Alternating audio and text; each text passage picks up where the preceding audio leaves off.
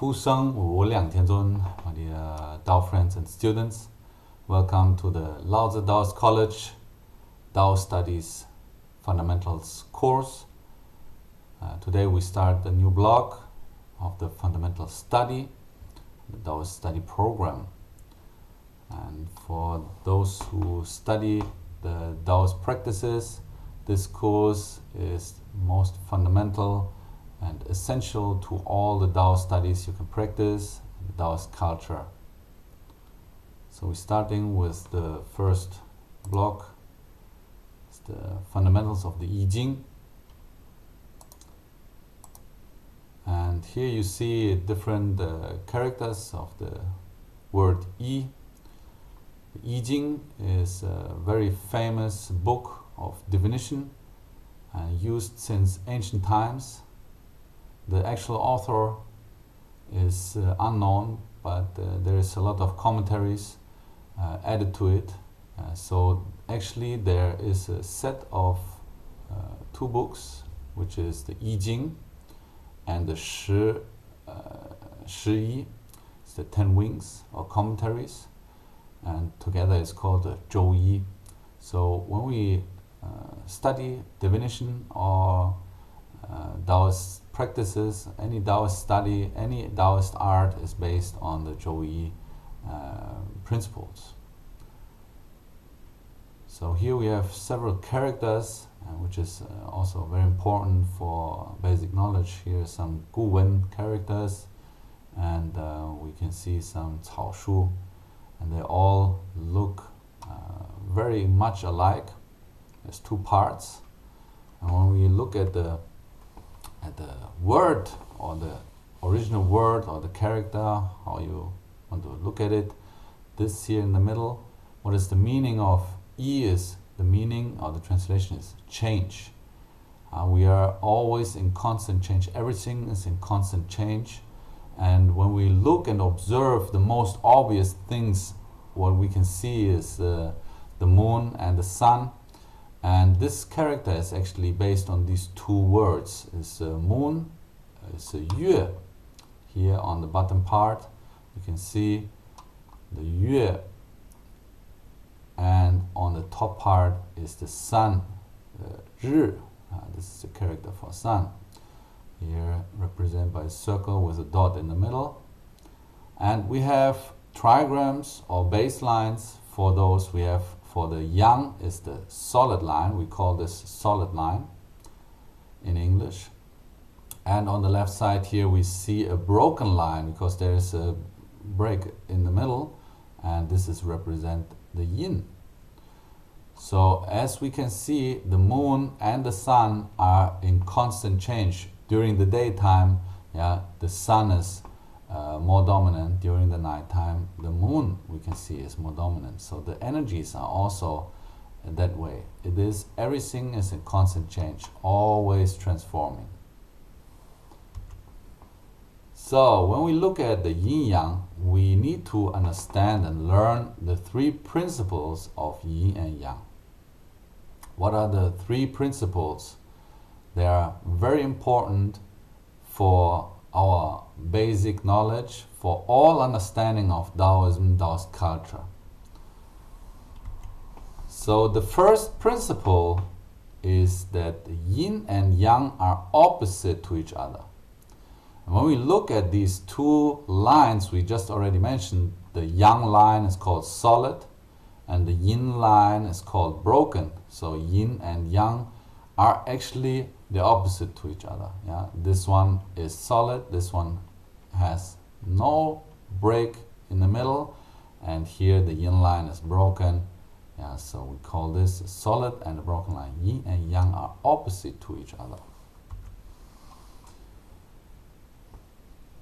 We do not identify things. All the things we can see, we can describe. We describe them. We don't identify, but we describe them.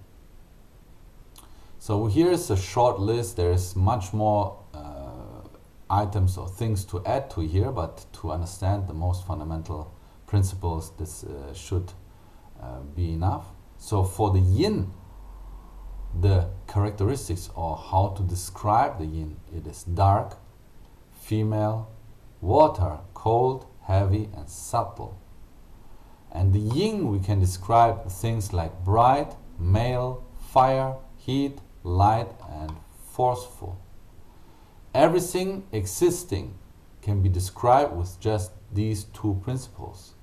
So in ancient times, the masters, they tried to find a principle and to just make a very simple definition. We divide things into two categories, and two categories only. So everything existing in the whole universe we can just put into these two categories. So it's just like the opposite of each other. It's a dual system. In modern terms we use this word duality or dual system, and whenever we look into our nature, into our environment, we can see both of these things, these yin and yang descriptions. The second principle is yin and yang are equal to each other. So here we have the yin yang most base. We have the two parts. We have the yin part, the black, and we have the yang part, the white part. So when we look at this, we see they're equal to each other. They are equal weight, they are equal size, they are equal to each other, like man and woman. So yang and equals yin, and yin equals yang. Yin equals yang, and yang equals yin. An original thing can be broken apart. If we have an original thing, anything, and we break it into pieces, the outcome of it is not that one side is yin and the other side is yang. No, all the pieces will always contain both parts. New parts will always contain both yin and yang. It doesn't matter how often it's broken up, as long as the parts come from the same original, they can always be put back together. Only need to find the right way to do so. So any situation or anything you could imagine can be broken up and will always contain both yin and yang. The third principle is yin and yang are interchangeable. Yang has yin in it, here represented by this black dot, and yin has yang in it, here represented with the white dot. So there's nothing 100% yin or yang. And when we just mentioned the moon and the sun, when we look at the highest, whatever we can see in the nature, which represent the highest yin and the highest yang for us, we can see the sun as the representative for the highest yang also has yin in it. The sunspots here with a little lighter color represent the sunspots. They're usually darker. Here with this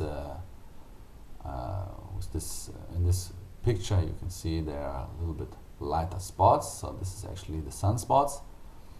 And on the other hand, the moon is reflecting the sun. The moon doesn't shine by itself, but it is reflecting the sunshine. Therefore, it is shining during the night. So this represents also the yang within the yin. Everything is changeable. Day becomes night. We inhale and we exhale. We live and we die. Medicine can become an addictive drug. Love easily can become hate. Good people can become bad people, and bad people can become good people. Everything is in constant change. Yin and yang exist because we name them. It's only because we want to talk about things, we give it a name. One cannot exist without the other. So we cannot have day without the night. Because we name them, they exist. To have day, we need to have night. In order to feel better, one needs to feel bad first. So to know, oh, this is a good feeling, I need to know what a bad feeling feels like. Right? So we need to know, we name those things, and therefore they exist. The three principles of yin-yang are, the first principle is they are opposite to each other. Yin and yang are opposite to each other. They are different actually. This is what the first principle means. The second principle actually is nullifying them, or just quite the opposite. They are equal to each other. So it says, the second principle, it says yin and yang are the same. Yeah? They are not only opposite to each other, which is not the same, but they are equal to each other, which means they are the same. And because that is, they are interchangeable. They are transforming and changing all the time. Every person has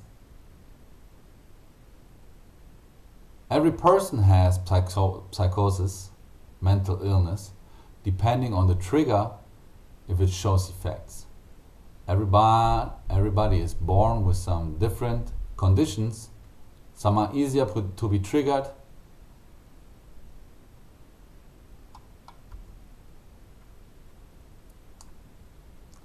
The next part is the principles of change. So after we understand the principles of yin-yang, we need to learn the three principles of change. So here we can see the first principle: everything is in constant change. Physical and psychological perspective.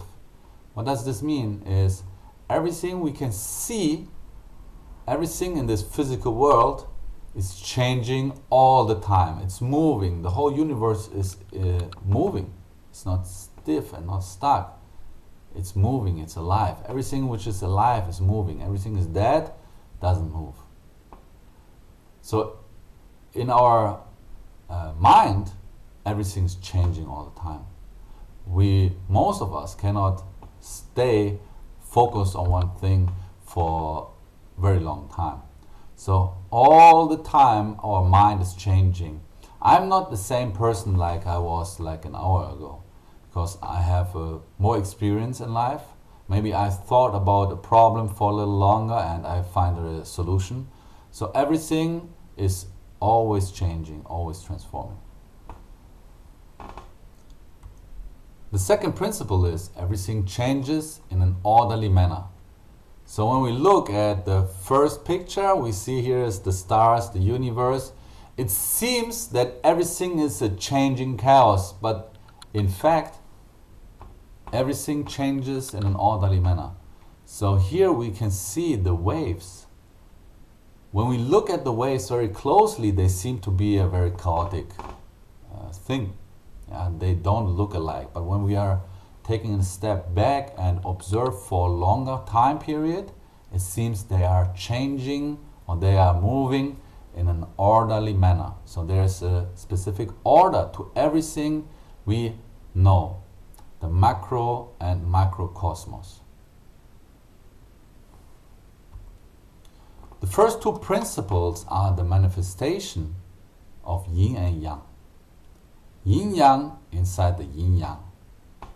Everything changes constantly and everything changes in an orderly manner.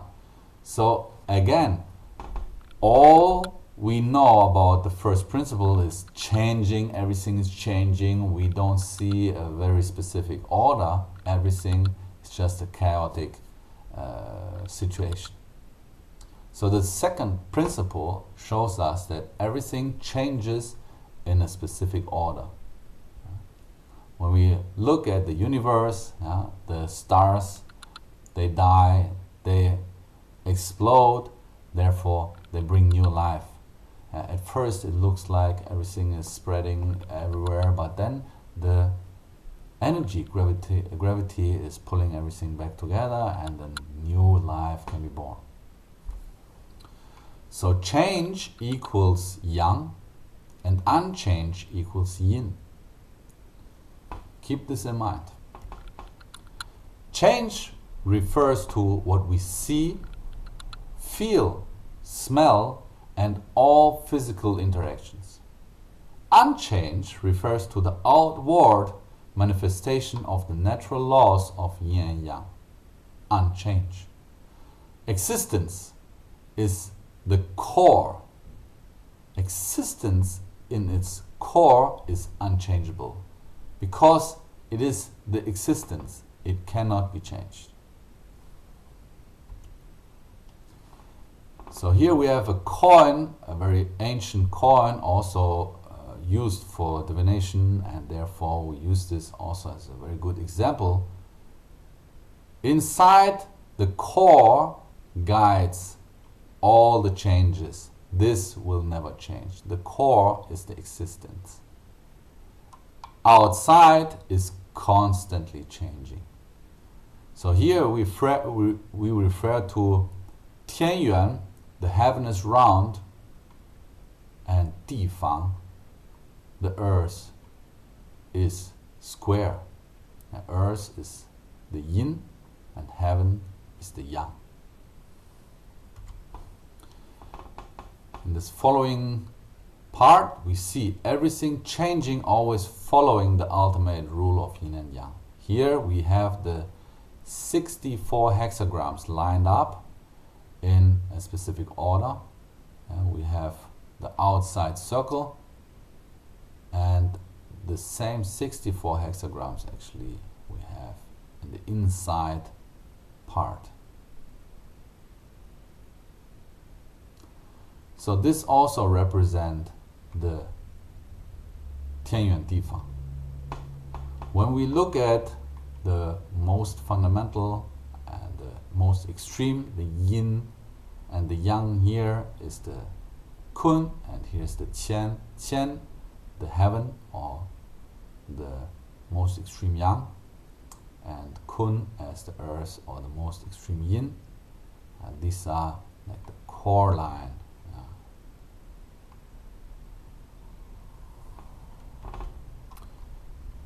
The third principle is that nothing is unchangeable, based on the yin-yang understanding.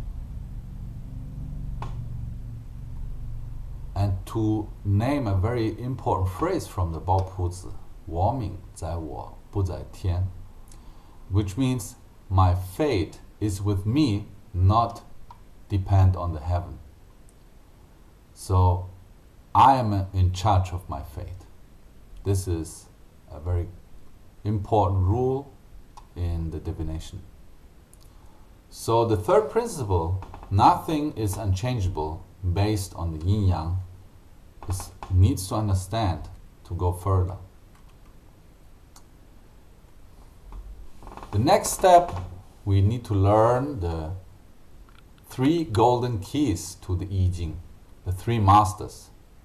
The 3 masters who create or who developed with the I Ching or the I Ching, and without them we would not know as much as we know nowadays. The first and foremost is Fu Xi. He was a tribe leader approximately 2,600 years before Christ, so BC. He created what we are calling the pre-heaven Bagua, 先天 Bagua. Pre-heaven means early heaven because it's earlier in time. And the first trigram he created was the trigram of Kan, water. He cut it in a tree so people knew there will be water or rain coming from the north. Later he added 7 more trigrams to describe different natural phenomena. So Fuxi actually created the first set of the what we call the trigrams, the Bagua, the 8 trigrams, based on his observations of the nature. Lived in Henan, which is very central in China, and where he lived there was a higher platform or like where he could look very far. So the second key or second master, very important for the I Ching knowledge or for I Ching studies, is King Wen of Zhou, Zhou Wen Wang. His name was Ji Chang, and he lived from 1200 to 1100 BC. He was 82 years old when he was imprisoned by the last Shang king, so the Shang dynasty. The last king was a tyrant, and King Wen wanted to change this dynasty. So in the prison, he invented the 64 hexagrams based on the 8 trigrams. And he created not only the 64 hexagrams, but he created another Bagua, which is called the Houtian Bagua, the post-heaven Bagua. Post-heaven means later heaven because it's later in time. And the third key master is Confucius. He lived from 551 to 479 BC. He didn't start reading the I Ching and study before his 50s. Earlier in his time, he started looking at it, but he didn't find it very necessary, not very interesting. So later on, he translated the divination book into a philosophical book, and now we use his annotations, his commentary, and to easier understand the I Ching. His commentary are called the 10 Wings, Shi Yi, and they are part of the Chuan collection of the Zhou Yi.